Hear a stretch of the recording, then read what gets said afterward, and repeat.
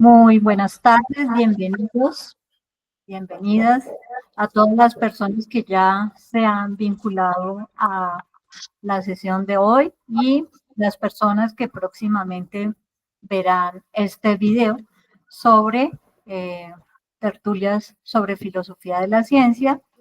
Y pues para quienes por primera vez se acercan a este espacio, contarles que nuestro espacio Tertulia sobre Filosofía de la Ciencia es una actividad de extensión del grupo de investigación Filociencia, en el cual se dialoga y, al respecto de temas diversos relacionados en filosofía de la ciencia, su historia, sus debates, controversias, sus relaciones con la filosofía de la tecnología y la sociedad. Y pues este espacio se hace de manera virtual para que más personas puedan conocer acerca de estos temas. ¿Cómo participar? Mediante exposiciones, diálogos y debates alrededor de documentos leídos previamente por los participantes para informar, sensibilizar y difundir este campo de conocimientos al público en general que pueda estar interesado. Nuestros encuentros los llevamos a cabo todos los jueves en horario de 6 a 8 p.m. hora colombiana. Quienes deseen mayor información pueden escribir a los correos lochoar@bosque.edu.co o bastidasastrid@gmail.com. También pueden encontrar nuestros encuentros, nuestras grabaciones a través del link https://www.youtube.com/tertulias-filociencia. Así que bienvenidos, bienvenidas. Y en la jornada de hoy, entonces, a dar inicio con un texto que se titula Modelo estándar de partículas, un manual de instrucciones para entender el universo, por la doctora Noel Freire. Y en un segundo momento, entonces, quiero presentarles mi texto sobre injusticia epistémica y conocimiento expropiado, basado en 3 autores, específicamente Fernando Broncano y otros 2 que luego ampliaré para no tomar más tiempo. Así que voy a ceder la palabra a Luis Francisco para que haga la exposición del primer tema.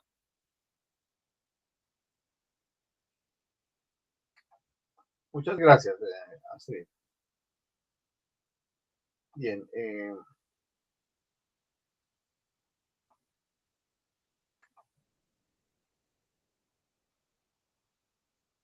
bueno, entonces vamos a iniciar señalando el modelo estándar de partículas físicas constituye la teoría fundamental que describe los componentes básicos de la materia y las interacciones que lo rigen, excluyendo por supuesto la gravedad. Hay unos micrófonos abiertos y voy a rogar que los cierren porque no es posible igual así.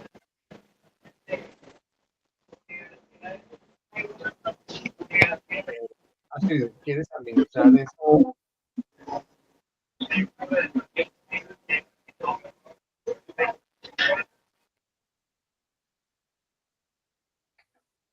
Bien, entonces decía que el modelo estándar de partículas físicas constituye la teoría fundamental que describe los componentes básicos de la materia y las interacciones que lo rigen, excluyendo la gravedad. En esa disertación estoy presentando una revisión histórica y conceptual del modelo, organizada en 3 secciones principales. Primero, se explican lo que son los fermiones, que están compuestos por los quark y los leptones como constituyentes de la materia, detallando su descubrimiento experimental y propiedades, desde el electrón hasta el tau neutrino, Segundo, se analizan los bosones como mediadores de las fuerzas, incluyendo el fotón, los gluones, los bosones, tanto W como el Z y el bosón de Higgs. Vale decir que en todas estas partículas culminan con el último y crucial para el mecanismo de generación de la masa de todas las demás partículas, que es el bosón de Higgs. Finalmente, se discuten las limitaciones del modelo y las teorías que están más allá del modelo estándar, como la de la supersimetría y las teorías de la gran unificación, que intentan resolver problemas como la de la materia oscura y la unificación con la teoría de la gravedad. Epistemológicamente, el modelo ilustra la efectividad de la simetría matemática para predecir fenómenos físicos, mientras que ontológicamente desafía la concepción clásica de partícula como objeto, proponiendo en su lugar excitaciones de campos cuánticos. Entonces vamos a ir explicando algunos conceptos. El primero que tengo que explicar es el concepto de campo cuántico.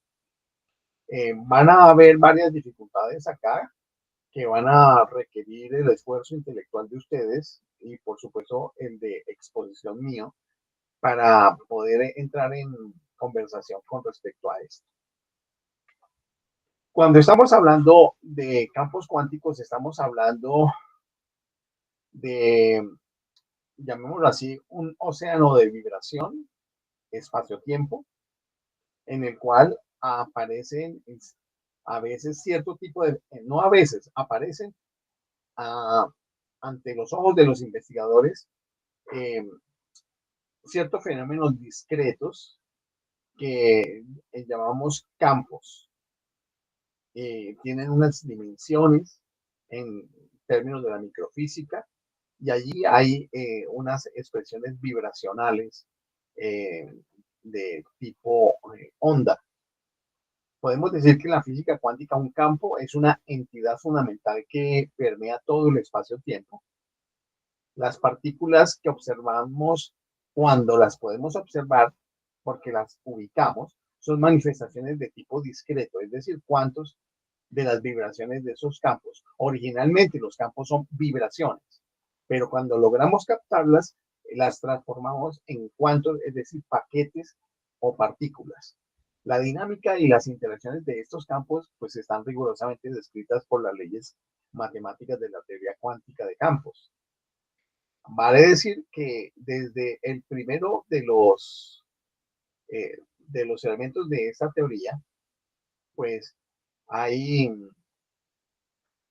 una representación de la culminación de más de un siglo de investigación en la física de partículas, ofreciendo pues una descripción extraordinariamente precisa de los constituyentes fundamentales de la materia y las fuerzas que gobiernan sus interacciones. Este marco teórico, confirmado experimentalmente en múltiples ocasiones, pues clasifica las partículas elementales en dos categorías principales. Primero que todo, pues vamos a tener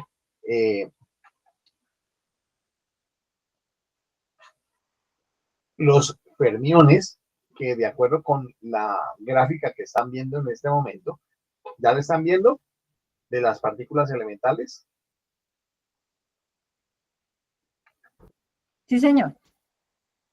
Perfecto. Entonces, les estoy señalando que tenemos en esta clasificación que intentamos dar, primero que todo, los fermiones. ¿Cuáles son los fermiones? Los fermiones son estas tres columnas que están en este lado. Los fermiones son tres generaciones de lo que es la parte constitutiva de la materia. Y a su vez, todo este conjunto tiene dos subconjuntos. El conjunto de los quarks y el conjunto de los leptones. Vamos a ir hablando de estos de a poco para que vayan teniendo claridad. Los fermiones son los bloques de construcción de la materia. Y tenemos otro grupo aquí al lado, que son los llamados bosones. Entonces, dentro de los fermiones tenemos este conjunto que son 12 partículas elementales. Y dentro de los bosones tenemos estas 5 partículas elementales que están acá. Muy bien. Los bosones actúan como mediadores de las fuerzas fundamentales, es decir, estos agencian el mecanismo mediante el cual las partículas de materia, entiéndase, los fermiones, tanto leptones como quarks, interactúan entre sí a través del intercambio de partículas portadoras de fuerza, que son los llamados bosones. Desde una perspectiva epistemológica, el modelo ejemplifica el poder predictivo de la teorización matemática en física, donde la existencia de partículas se postuló teóricamente antes de su confirmación experimental.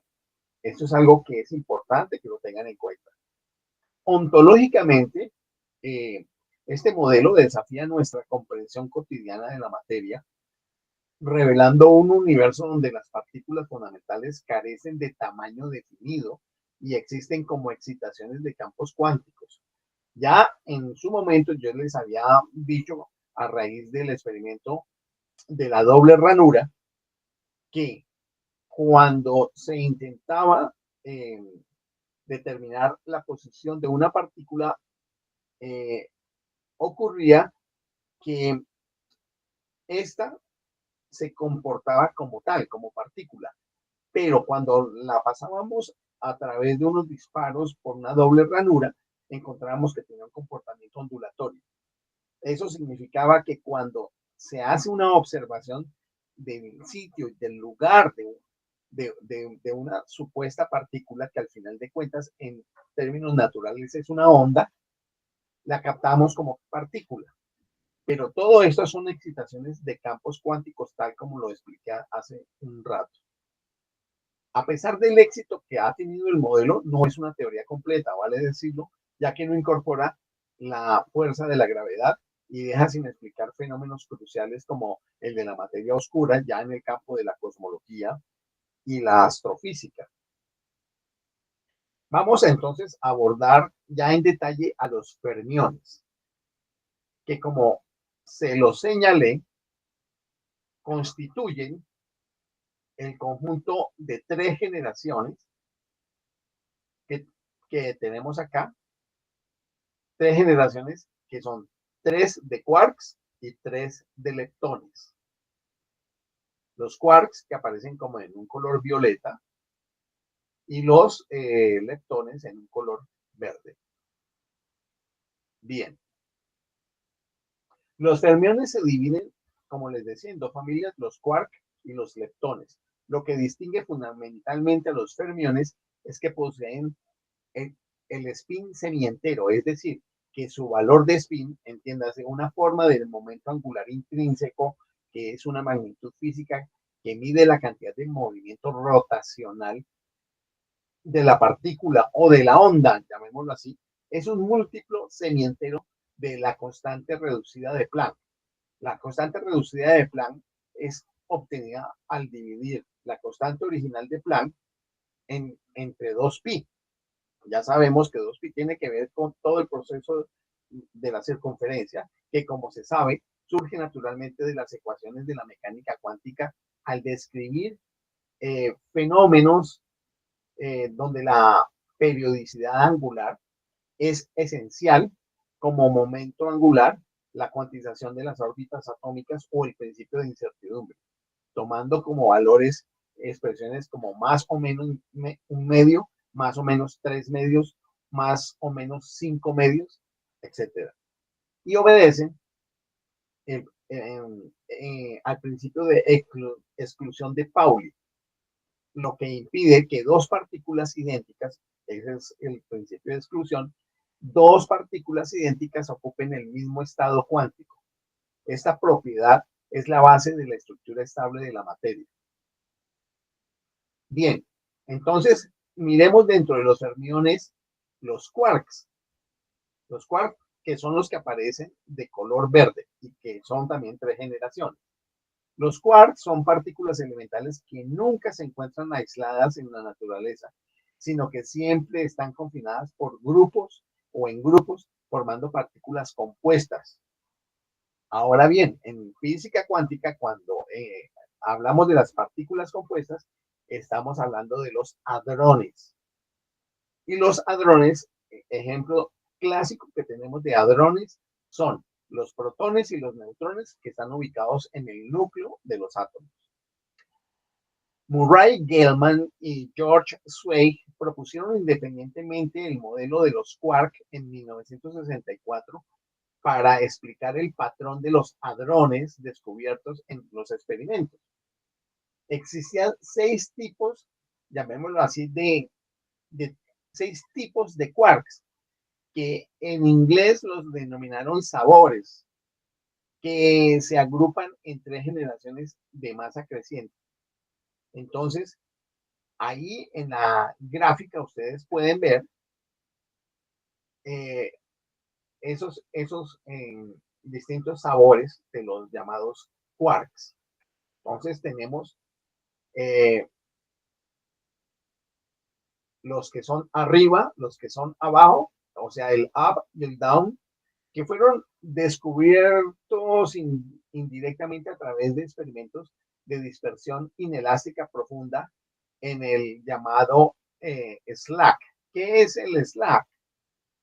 Se refiere al Stanford Linear Accelerator Center, actualmente el SLAC National Accelerator Laboratory, que es un laboratorio fundamental en la historia de la física de partículas. Su relevancia en el modelo estándar es crucial, pues en sus instalaciones se realizaron 3 contribuciones experimentales que fueron decisivas. Primero, en 1968, los experimentos de dispersión inelástica profunda proporcionaron la primera evidencia directa de la existencia de los quarks como constituyentes internos de los protones y de los neutrones, validando el modelo teórico propuesto por Gell-Mann. Y en segundo lugar, en 1974, permitió el descubrimiento independiente y simultáneo junto con el laboratorio de Brookhaven de la partícula J of C, de la cual vamos a hablar más adelante, y que reveló la existencia del llamado quark charm, confirmando la necesidad de una segunda generación de quarks. Y tercero, entre 1974 y 1977, el equipo de Martin Pearl descubrió el leptón tau, del cual también hablaremos más adelante, completando así la tercera generación de partículas materiales. Entonces, como se dan cuenta, estos lugares donde se ha hecho el trabajo experimental han sido fundamentales porque son los que han permitido poder darle sustento empírico a la teoría de, del modelo estándar de partículas subatómicas. Entonces, tenemos que estos son los quarks más ligeros y más estables.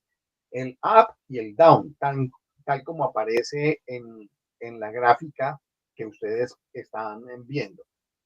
El up y el down, los dos de la primera generación. Muy bien. Vamos a mirar. De la segunda generación tenemos el llamado Strange y el llamado Charm o Encanto. Strange, pues extraño, y Charm, encanto. El Strange inicialmente fue inferido a partir de partículas de vida media larga en rayos cósmicos en la década de 1940 y fue incorporado formalmente en el esquema de los quark por Gell-Mann. El quark Strange explica la propiedad de extrañeza observada en ciertos hadrones. Recuerden que los hadrones son pares de quarks con los cuales se forman partículas compuestas.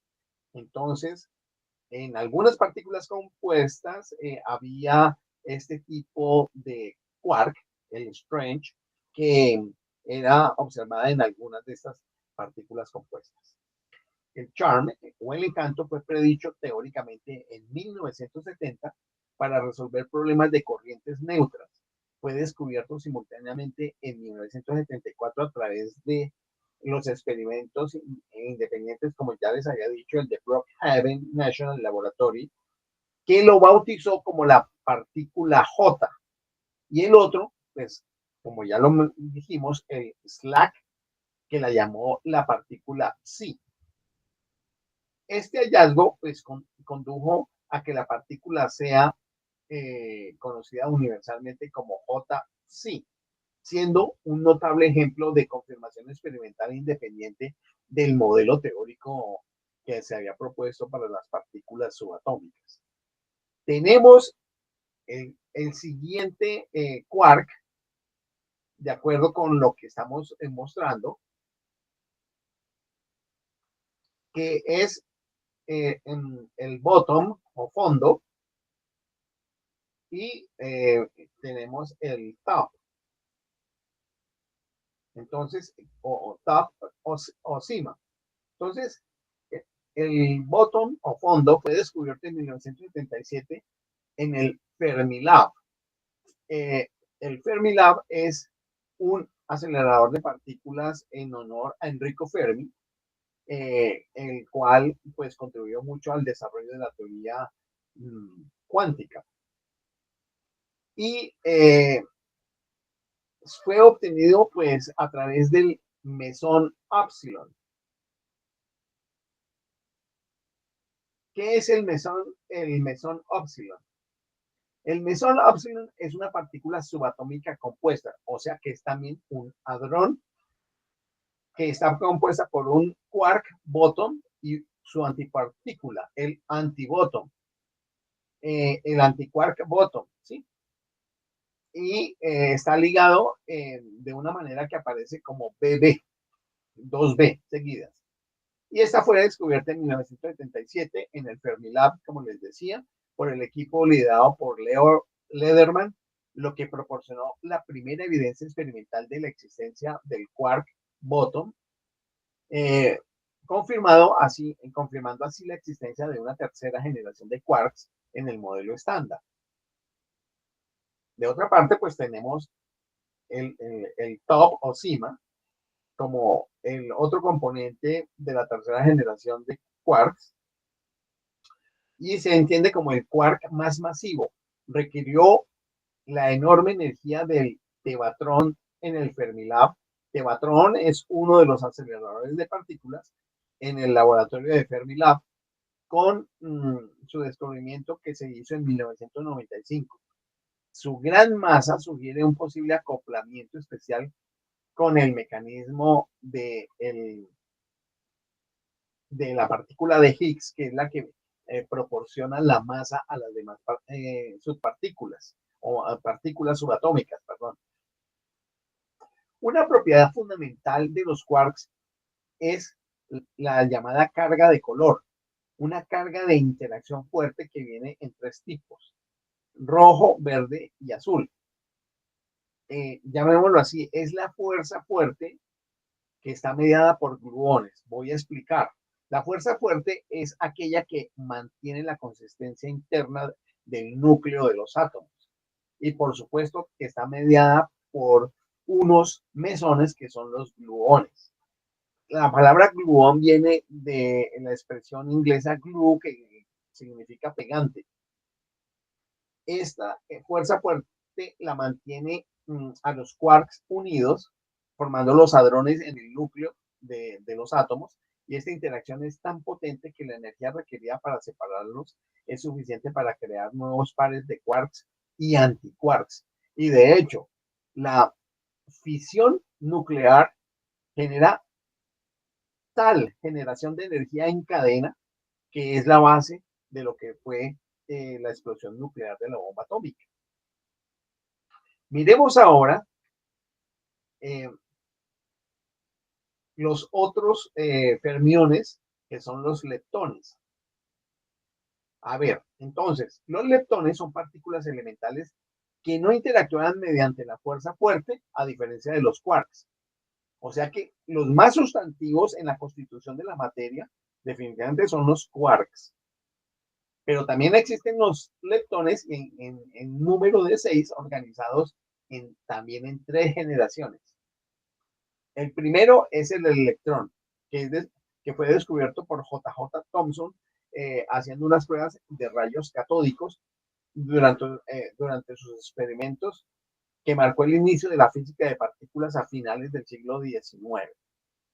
Es esencial para la estructura atómica, en los enlaces químicos y en la electricidad. Ustedes saben que las moléculas se forman en la medida en que hay en los niveles de las órbitas de los átomos posibilidades de que falten electrones, y con la necesidad de que se cumpla la ley del octeto, eh, hacen que un electrón que sea de otro átomo ocupe el espacio de orbital que le falta a un determinado átomo, y de esa manera es que viene la relación de unión de un átomo con otro, y así sucesivamente de manera masiva para formar las moléculas.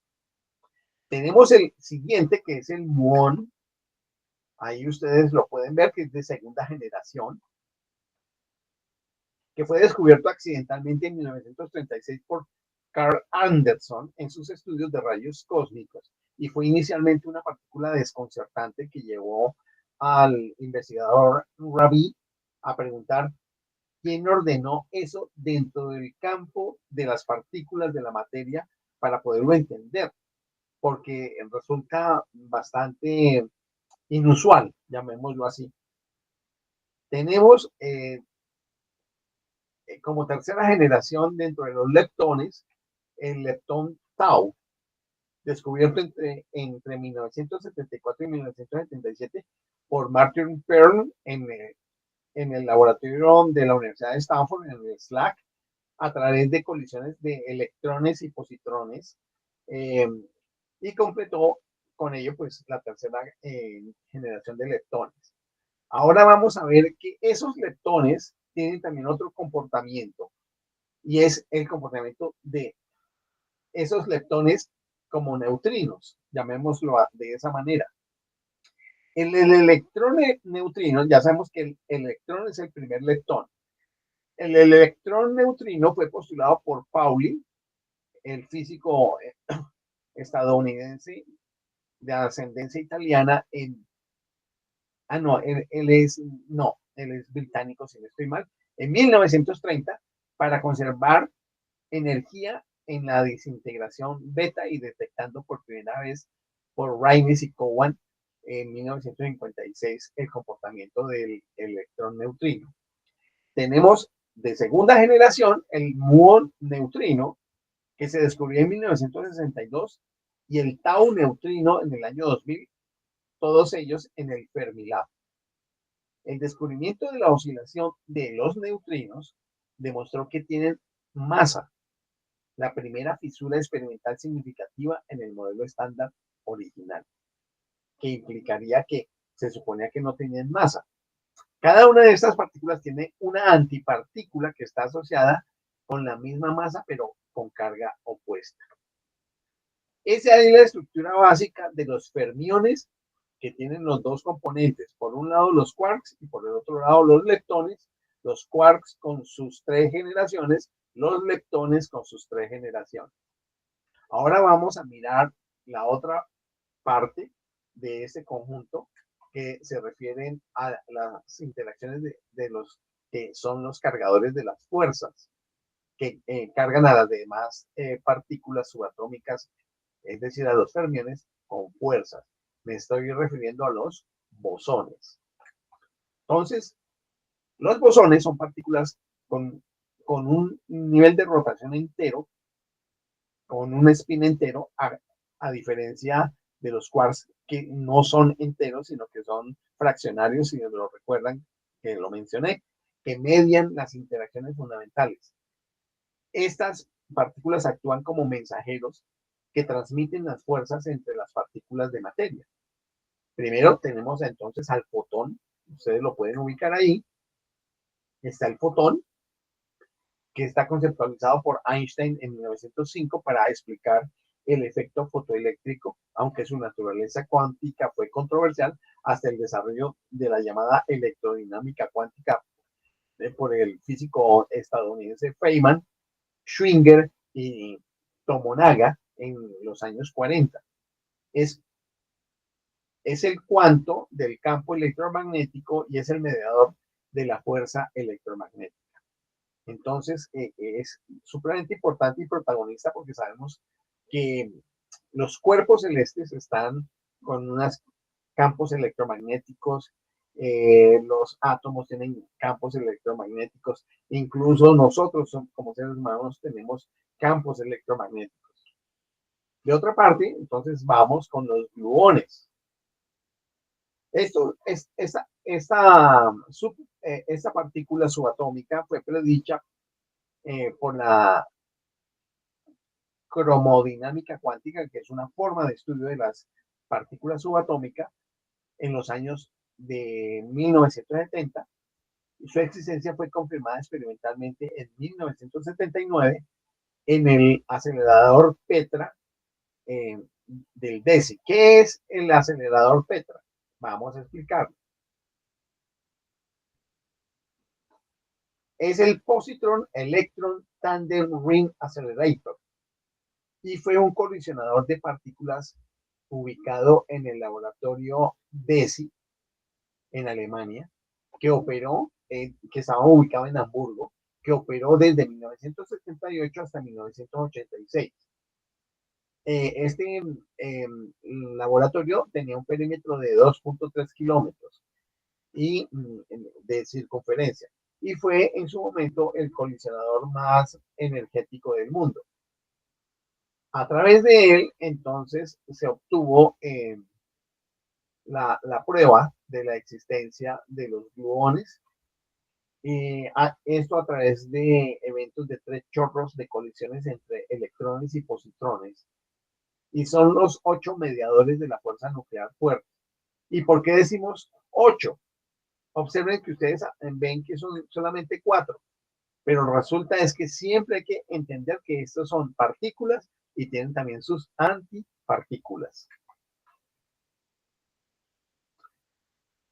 Tenemos los bosones W y Z, que fueron predichos por la teoría electrodébil de Glashow, Salan y Weinberg, que fueron premios Nobel de 1979 y fueron descubiertos en el año de 1983 en el CERN. Ya saben que es el acelerador de partículas más grande del mundo, que se encuentra principalmente en Suiza, a 100 metros bajo tierra, y una partecita que pasa por fuera de la frontera de Suiza, por el lado de Francia.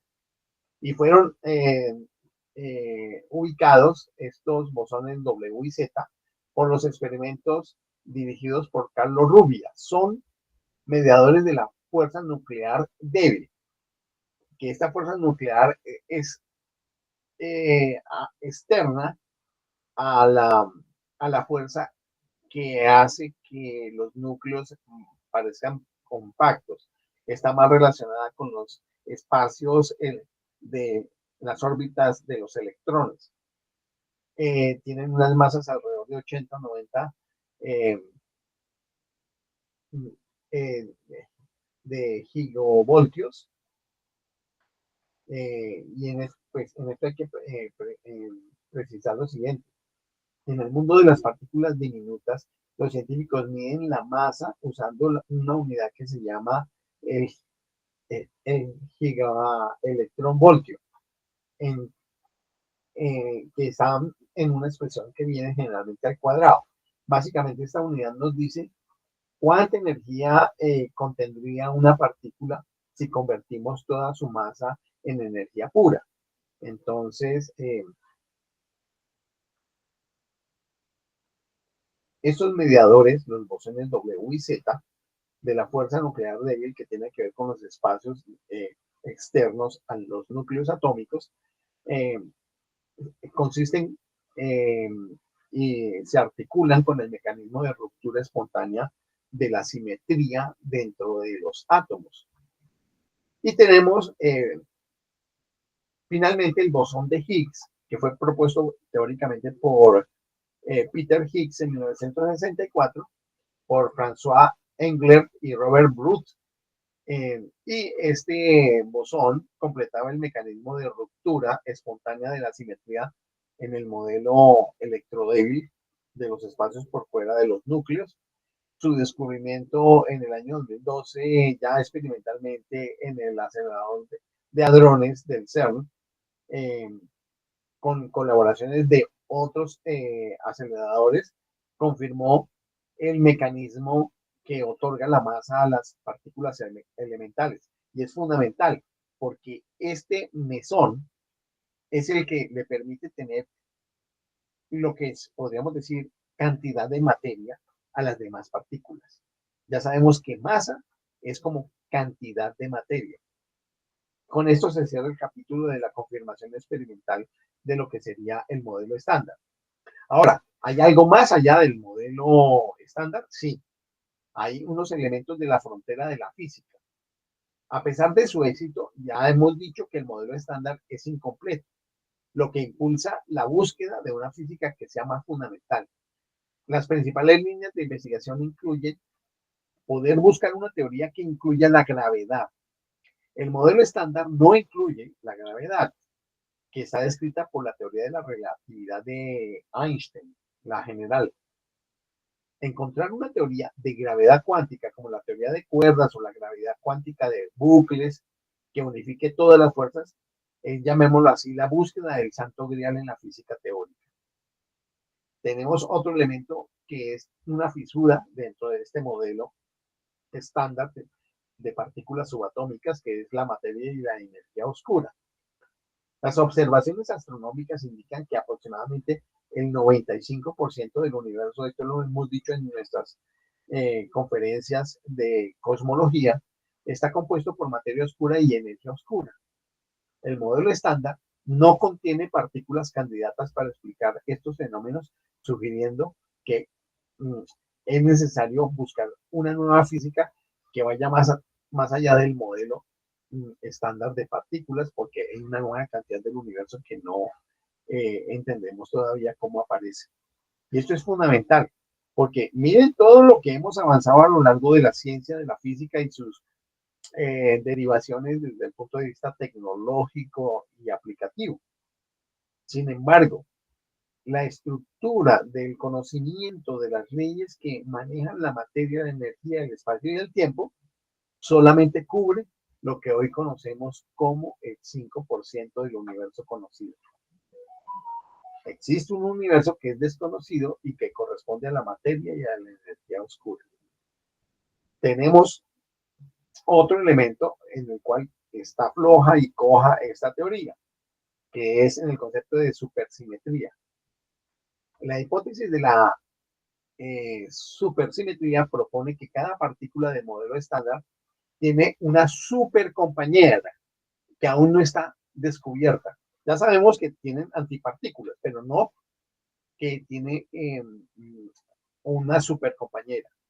Hasta ahora no se han encontrado pruebas experimentales de que exista esto, pero hay sospechas, habida cuenta que en los modelos matemáticos pareciera que hubiese algo como eso, como una superpartícula para cada una de estas partículas elementales que hemos estado nombrando.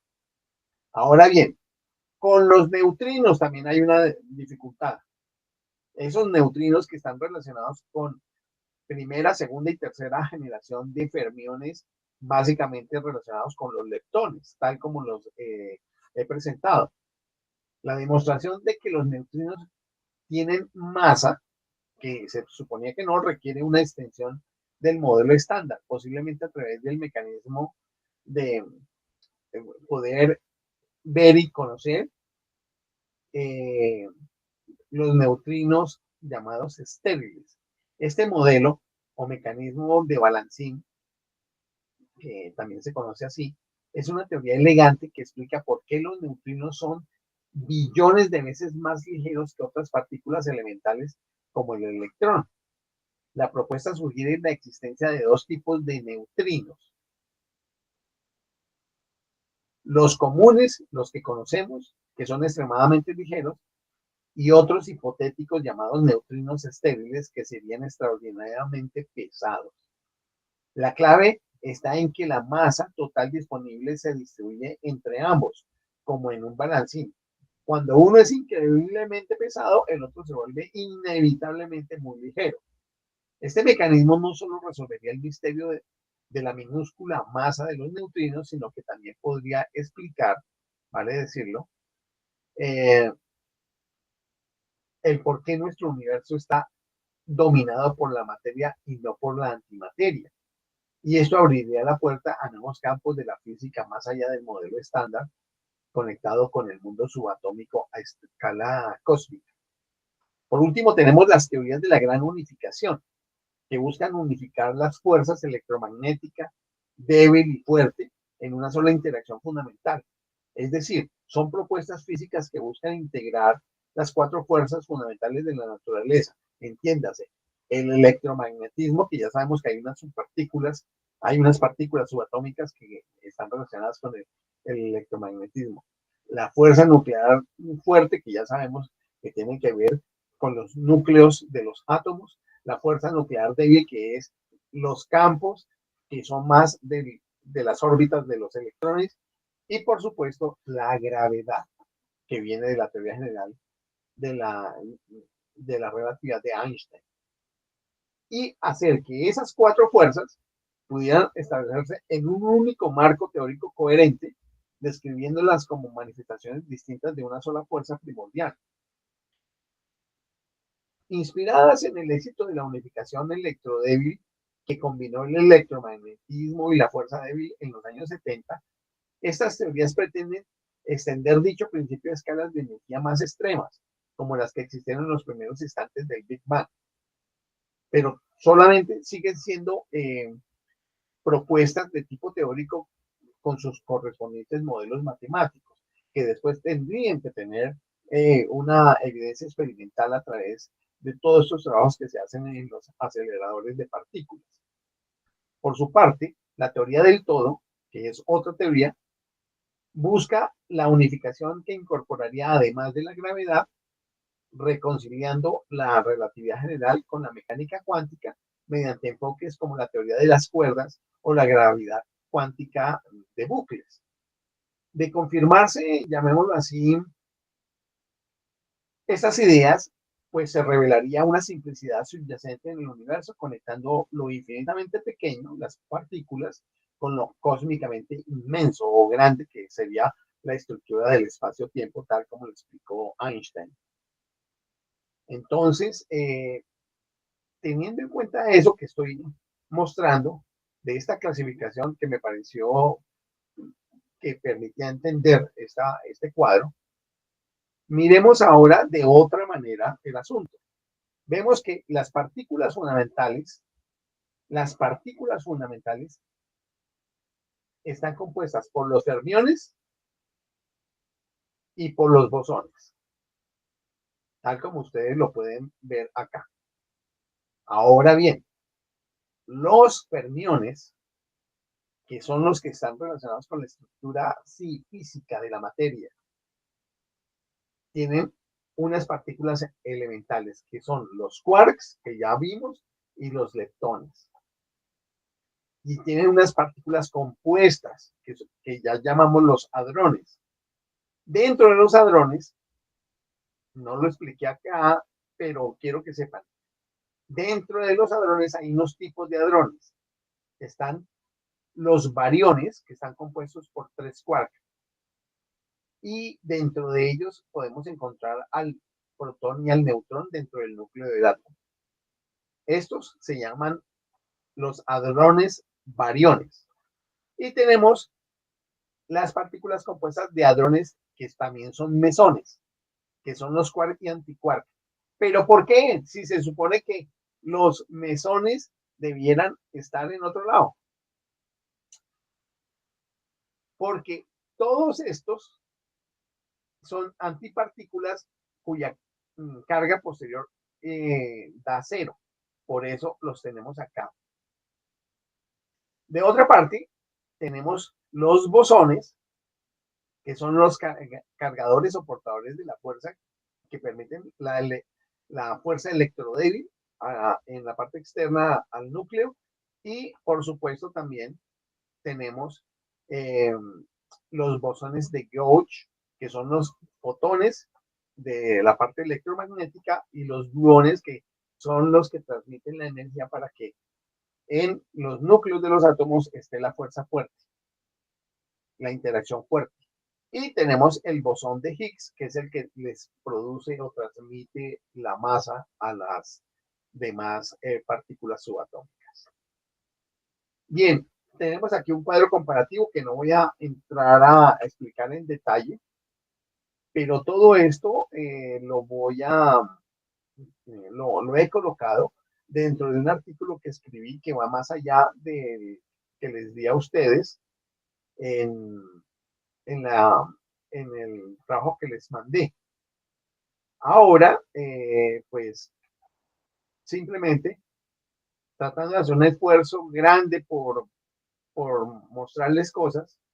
Ya para terminar, también hice un video de 2 minutos que les voy a compartir, que muestra de alguna manera varias de estas cosas que les he comentado. Está en mute, está en silenciado, solamente van a ver ustedes imágenes. Entonces, bien, vamos a mostrarlo por acá.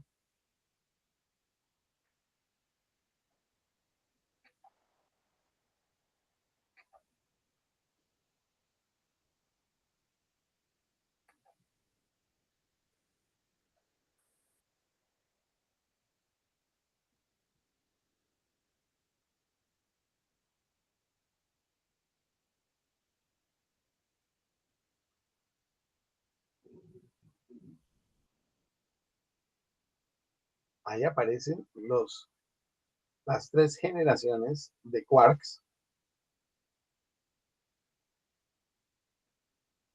tal como nos las explicamos. Y esas bolitas o esas piedritas que ven son campos de vibración.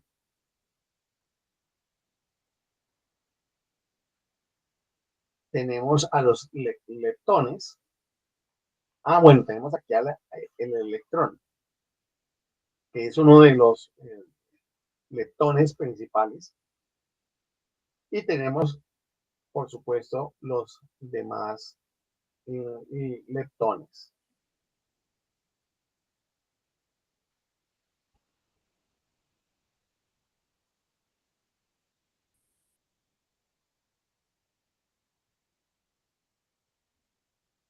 Tenemos aquí ya uno de los mesones, que es el gluón, el que pega. Tenemos el fotón de la parte electromagnética y tenemos el bosón de Higgs, que es el que permite transmitir las cargas, las masas, perdón. El bosón de Higgs que transmite las masas a las demás partículas subatómicas.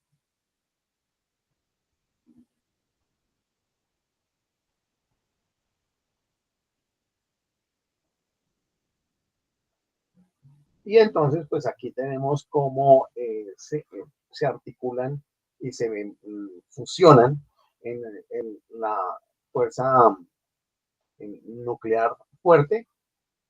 Ahí vemos los hadrones del núcleo, donde vemos quark, que forman los protones y los neutrones.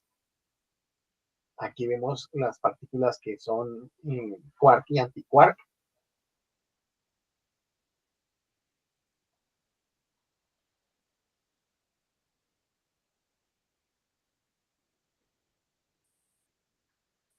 Esto con el propósito de darles a entender cómo funciona esto, que son espacios, tiempos de vibración, y que en esa medida la manera de abordarlo obliga a unas lógicas distintas, porque ocurren a niveles tan pequeños que no son imaginables para nuestra estructura mental y por supuesto manejan una lógica con una base matemática también distinta de lo que habitualmente nosotros conocemos y que manejamos incluso con nuestra física mecánica de Newton. Entonces, eso era lo que les quería compartir y con ello termino mi presentación.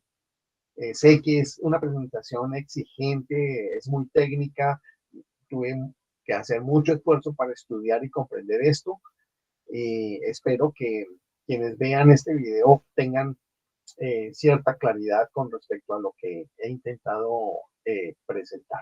Muchas gracias.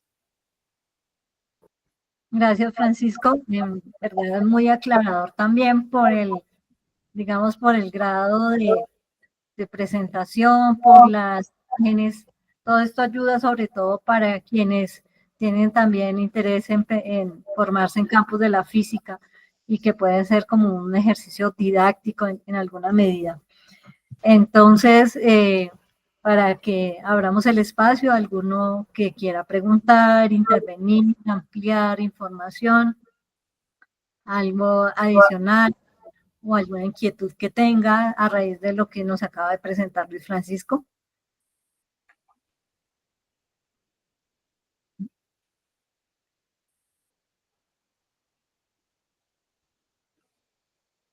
Hola, pues yo quería, no, es solamente como un comentario, pues por lo que dicen que que el tema es bien denso y pues no entiende mucho eso de física de partículas y cosas así, pero entonces ahorita el reto, sí he escuchado mucho que el reto de la física es poder unir esta parte de la física cuántica con la física mecánica, ¿no?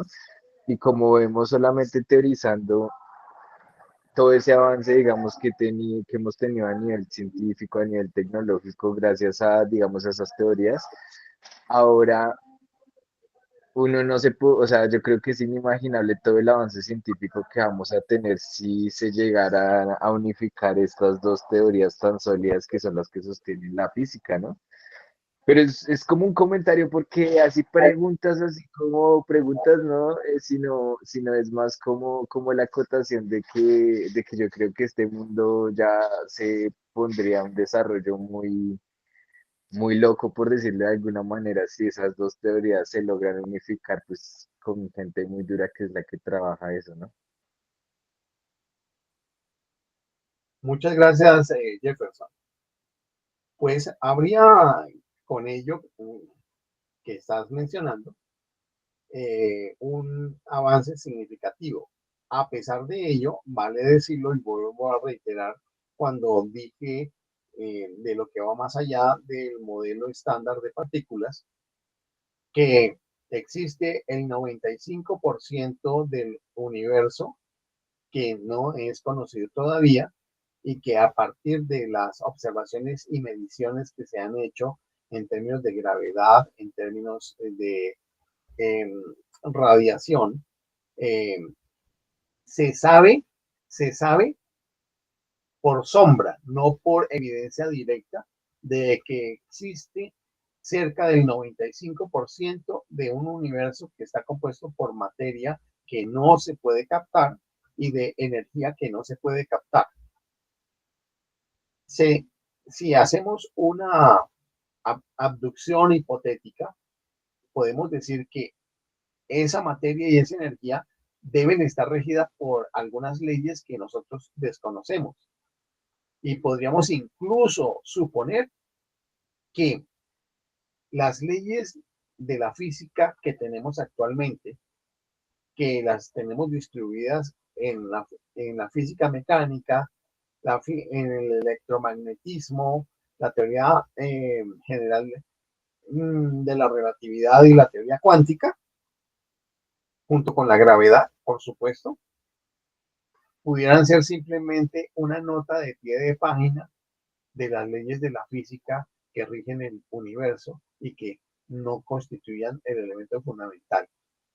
Habida cuenta de lo que hemos podido a través de astrofísica y cosmología de detectar de que solamente tenemos conocimiento o acceso a cómo funciona el 5% del universo, tanto en lo microcósmico como en lo macrocósmico, porque debe tener alguna explicación indudablemente de relación entre esas dos hiperdimensiones de la medición, tanto en lo grande como en lo pequeño.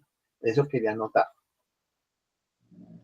O sea, si, si logramos, digamos, si se logran unificar esas dos teorías que conocemos y siguiendo el lineamiento que el profesor dice, estaríamos conociendo tan solo esa ese 5% de lo que tenemos en los ojos, pero nos faltaría mucho. Yo creo que, no sé, yo creo que si hay algún ser de vida avanzado en algún otro planeta, yo creo que debe tener dominio de esas cosas que todavía no conocemos.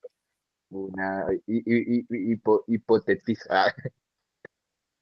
Bueno, sí, eso cabe para la imaginación, listo, sí, es, Sí, sí, es, sí, es, obviamente, para es hacer cierto. es Sí, sino que fantasiosos. nosotros, pues, aquí solamente podemos decir lo que conocemos y realmente con humildad lo que conocemos es muy poco y a pesar de que eso es hiper complejo, hiper complejo.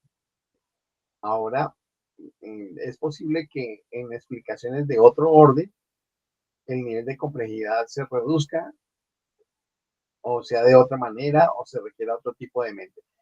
Listo, ahí termino. Para conectar con lo que está mencionando Jefferson y en la perspectiva de, pues, de la filosofía de la ciencia, esto que ustedes están mencionando también, pues digamos que también mirando en perspectiva y hacia tanto hacia atrás como hacia adelante en las edades de la historia de la ciencia, cada vez que ha habido un cambio, por ejemplo, en ese caso de las teorías de la física, un cambio, un aporte, una transformación, también ha hecho que cambie la forma como nos entendemos como grupo humano o como nuestro lugar en este contexto que por ahora llamamos el cosmos. Y es bien interesante en el sentido de cómo, aunque muchas de estas apreciaciones científicas no se digan abiertamente o no se conozcan de manera popular, sí están impactando en la manera como nos estamos entendiendo como grupo humano, como personas que habitamos este planeta y como ya menciona Jefferson muy seguramente en la relación con otro tipo de posibles formas de vida que hay en otros contextos. Y lo que me pone a reflexionar con esto es si, por ejemplo, el descubrimiento, lo que se llamó el descubrimiento de América, hizo que cambiara la forma la forma de diseñar los mapas, de representar el planeta. Ahora, ¿cómo de la dimensión de este nuevo conocimiento científico en cuanto a en la forma de las partículas estaría dimensionando, está ya dimensionando una manera distinta de entendernos y a la vez de intervenir en el mundo o intervenir en lo que podemos llamar por ahora mundo, ¿no? Que después no sabré cómo se llamará. Entonces son impactos en el lenguaje científico, impactos en la forma de cómo nos entendemos y nos reconocemos como colectivo humano, la manera también como asumimos las intervenciones sobre qué es lo que ahora se quiere explorar o hasta dónde se puede llegar, porque ya sabemos que podemos hacer otros tipos de experiencias y experimentos. Bueno, en fin, o sea, estoy pensando en cuánto impacta no solo en la parte de la investigación científica, sino en la conciencia que tenemos nosotros en este momento.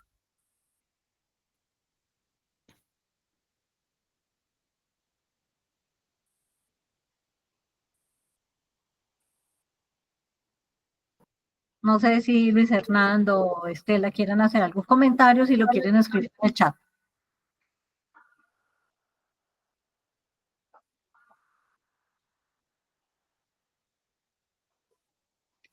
¿Sí?